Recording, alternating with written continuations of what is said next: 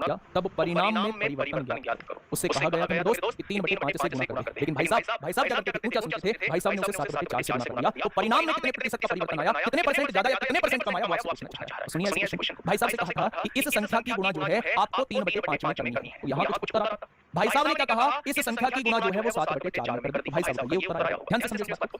उससे कहा गया था कि एक संख्या को, ये वो संख्या है जिसे कहा गया था, एक संख्या को 3/5 से गुणा करना है, उत्तर ये आना चाहिए, लेकिन उसने उसी संख्या को 7/4 से गुणा कर दिया, उसका उत्तर बदल गया। तो परिवर्तन हम लोगों को बताना है कि परिवर्तन कितने परसेंट का हुआ। तो थोड़ा सा ध्यान से सुनो। अब सबसे पहले हमें इस संख्या का ज्ञान होना बहुत जरूरी है कि वो कौन सी संख्या में गुणा करने के लिए बोल रहा था। तो मेरे दोस्त समझना मेरी बात को, आप इन दोनों का मल्टीपल 5 और 4 का मल्टीपल 20 होता है, आप उस संख्या को 20 से ही मान लो, आप उस संख्या को 20 से ही मान लो। यानी क्वेश्चन क्या बन गया, 20 से गुणा करने के लिए कहा गया था 3/5 की, और उसने 20 की गुणा किसमें कर दिया, 7/4 में। आंसर आना कितना चाहिए था, आंसर आना तो 12 चाहिए था, लेकिन भाई साहब का आंसर कितना आ गया, भाई साहब का आंसर 35 आ गया। तो मैं पूछूं कितना ज्यादा आ गया, तो आप कहेंगे 23 ज्यादा आ गया। आंसर कितना ज्यादा आया है, 12 से 35 आया है, कितना ज्यादा आया है, तो आप कहेंगे 23 ज्यादा आया है। मैं पूछूं किससे ज्यादा आया है, तो आप कहेंगे 12 से सही उत्तर से ज्यादा आया है, तो 100 से कितना ज्यादा होगा। तो दोस्त यहां से निकाल लो, 4 से काटोगे 25 बार कटेगा, 4 से काटोगे 3 बार कटेगा, 25 से 75 पे 5 होगा, हां से 7 25 दूनी 50 और 7 57 होगा, 575/3% आएगा।